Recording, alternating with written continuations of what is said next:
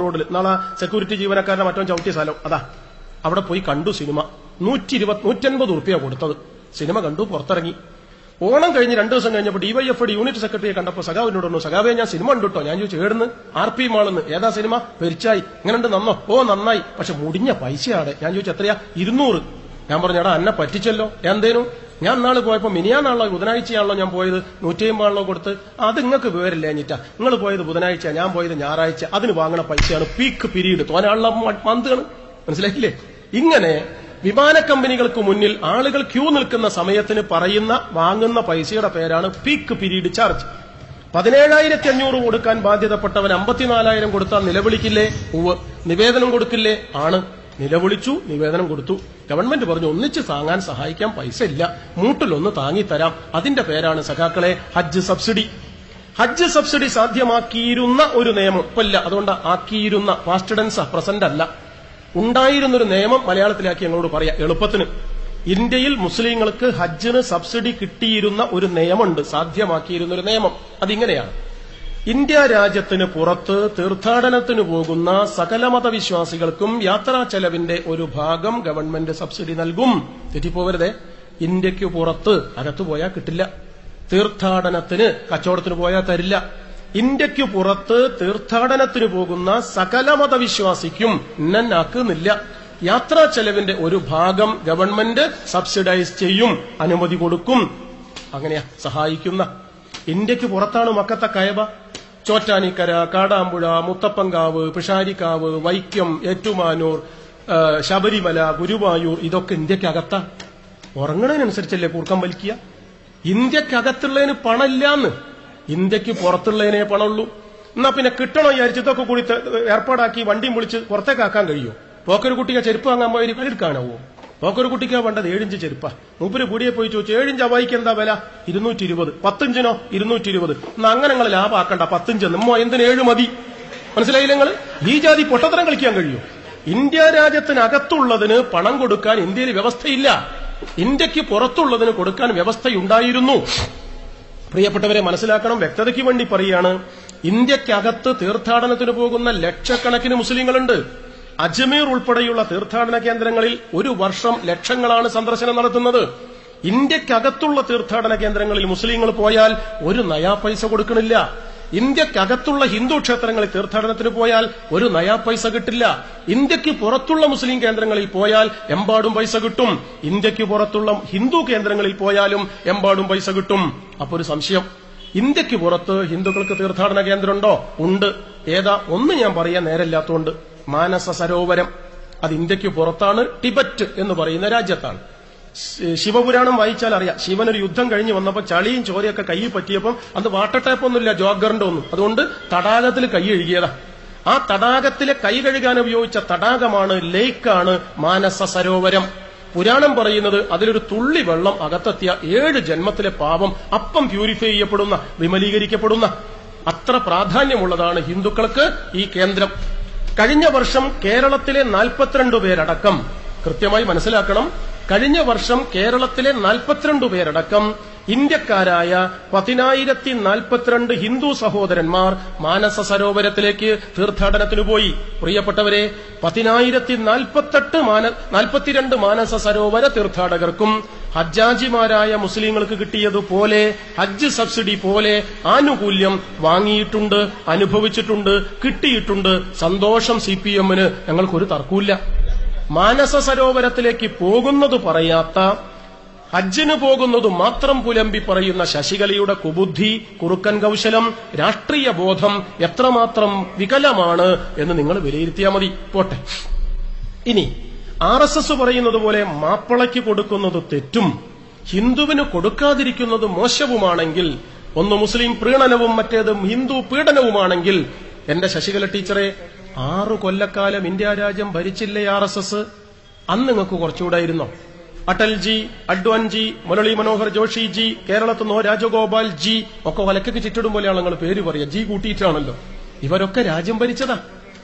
RSSകാർ India രാജ്യം ഭരിച്ച 6 കൊല്ലക്കാലത്തിനിടയിൽ എന്തേ 50 കാശ് കുറയ്ക്കാതിരുന്നു ഹജ്ജ് സബ്സിഡി?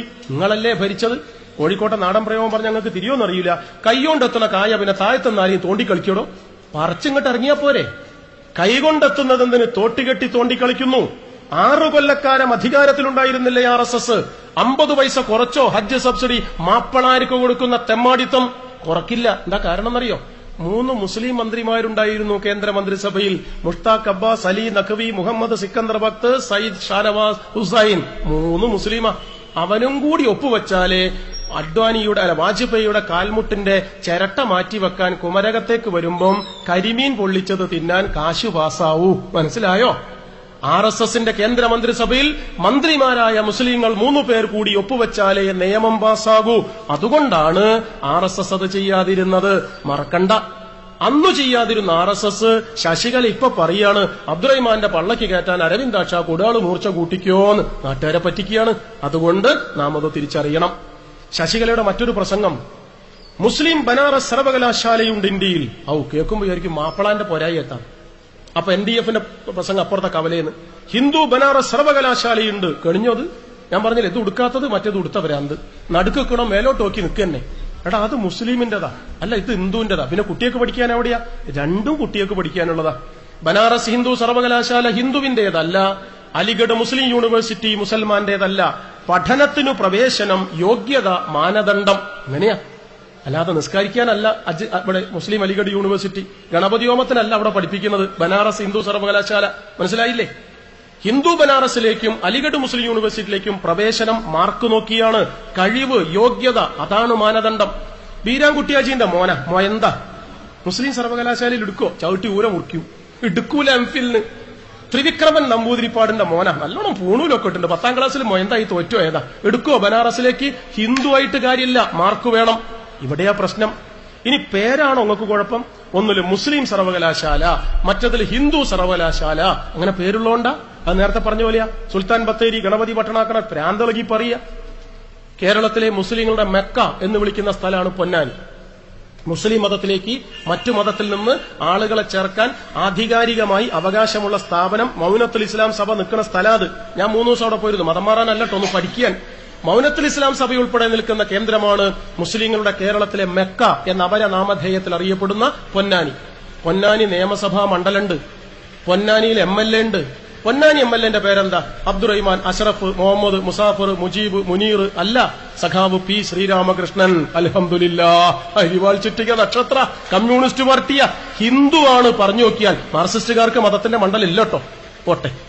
കേരളത്തിലെ ക്ഷേത്രനഗരിയാണ് ഗുരുവായൂർ. ഹിന്ദുക്കളുടെ ഗുരുവായൂരപ്പൻ സ്വന്തം നിൽക്കുന്ന സ്ഥലം. ഗുരുവായൂർ മണ്ഡലമുണ്ട്. അവിടെ MLA ഉണ്ട്. എന്താ പേര്? മാധവ മേനോൻ, ചാത്തുക്കുട്ടിക്കുറുപ്പ്, ദാമോദരൻ നായർ, ത്രിവിക്രമൻ നമ്പൂതിരി അല്ല, സഖാവ് KV അബ്ദുൽ ഖാദർ. ഭഗവാനെ, നമ്മളെ പാർട്ടിയ. അരിവാൾ ചുറ്റിക നക്ഷത്രം ചുവന്ന കൊടിയ. ഗുരുവായൂരിൽ അബ്ദുൽ ഖാദറാണ്. പൊന്നാനിയിൽ ശ്രീരാമകൃഷ്ണനാണ്. മതത്തിനല്ല വോട്ട്, മാർക്സിസ്റ്റ് പാർട്ടിക്കാണ്, മാനവികതയ്ക്കാണ്. മറക്കണ്ട, അതാ പ്രശ്നം. നിങ്ങളിങ്ങനെ പൊലമ്പ് നാട്ടുകാരെ പറ്റിക്കാൻ. RSSനും ഹിന്ദു മുസ്ലിം തീവ്രവാദികൾക്കും വേണ്ടത് തലച്ചോറല്ല, തലയോട്ടിയാണ്. അവിടെയാ പ്രശ്നം. ഞങ്ങളെ മതത്തിനു പുറത്താക്കി പടിയടച്ച് പിണ്ടം വെക്കുകയും ഫത്വ ചൊല്ലി പുറത്താക്കുകയും ചെയ്യുന്ന മുസ്ലിം, ക്രിസ്ത്യൻ, ഹിന്ദു തീവ്രവാദികളോട് ഞങ്ങൾ പറയട്ടെ, ദൈവം മനുഷ്യന്റെ സ്വകാര്യതയാണ്, വിശ്വാസം വ്യക്തിപരതയാണ്. ഇനി ദൈവമുണ്ടോ ഇല്ലയോ എന്ന ചോദ്യം പ്രസക്തല്ല. മട്ടന്നൂർ നഗരസഭയിൽ ആദ്യത്തെ പ്രമേയം ഭാസ്കരമാഷ് അവതരിപ്പിച്ചത് ഇവിടെ നഗരസഭയിൽ ദൈവം ഉണ്ടോ ഇല്ലയെന്ന് പരിശോധിച്ചിട്ട് മതി ഒരു പാലത്തിന് പൈസ കൊടുക്കാൻ. അങ്ങനെയാ? നരസിംഹറാവു അങ്ങനെയല്ല, VMS അങ്ങനെയല്ല, കരുണാകരനും അങ്ങനെയല്ല, ഇവിടെ വന്ന ഉമ്മൻചാണ്ടി അങ്ങനെയല്ല. ഒരു ജനപ്രാതിനിധ്യ സഭകളിലും ദൈവമുണ്ടോ ഇല്ലയോ എന്ന ചോദ്യമില്ല. ഇനി ദൈവമുണ്ടോ ഇല്ലയോ എന്ന ചോദ്യം കമ്മ്യൂണിസ്റ്റുകാരോട് ചോദിച്ചാൽ ഞങ്ങൾക്ക് ഒരു ഉത്തരമുണ്ട്.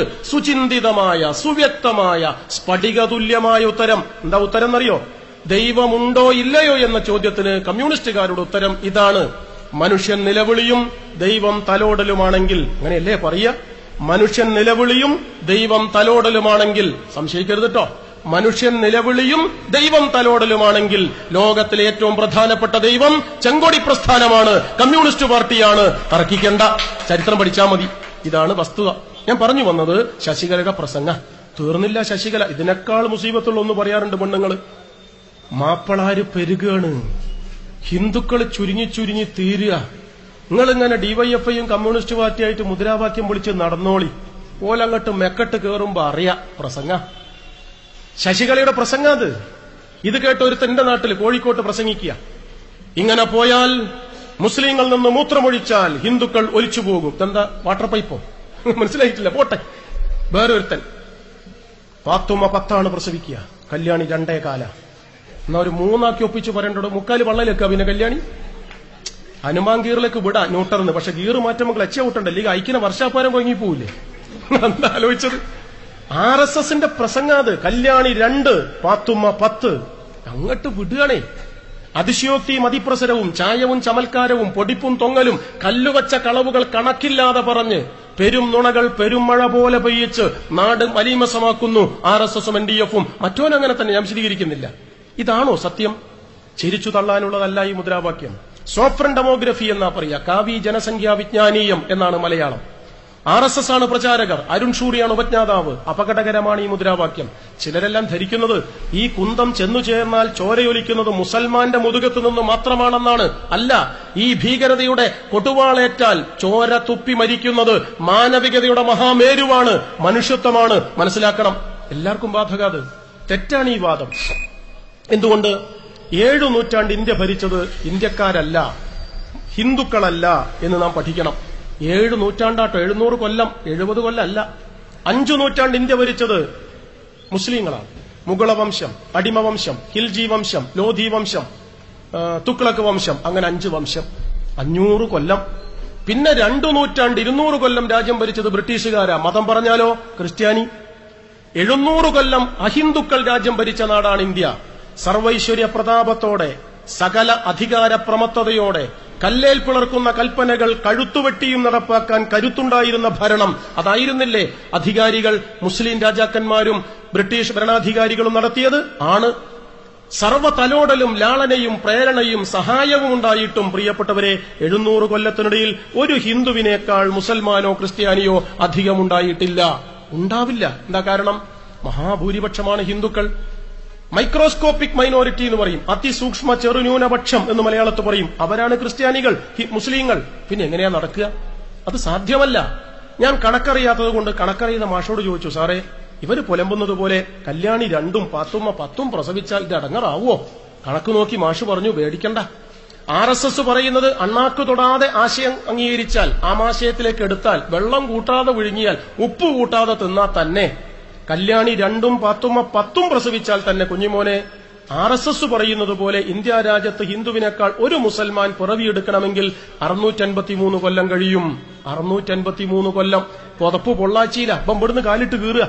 കൊണ്ടുവന്നിട്ട് നോക്കിയാൽ പോലെ തലാണ കവറാണോ അല്ലെങ്കിൽ പുതപ്പാണോ എന്ന്. അതാണ് RSSന്റെ പണി.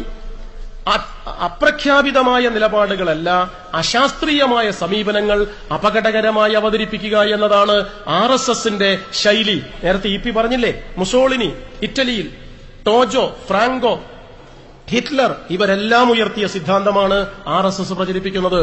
925 ഡോക്ടർ KB ഹെഡ്ഗവർ പ്രഖ്യാപിച്ച രാഷ്ട്രീയമാണിത്.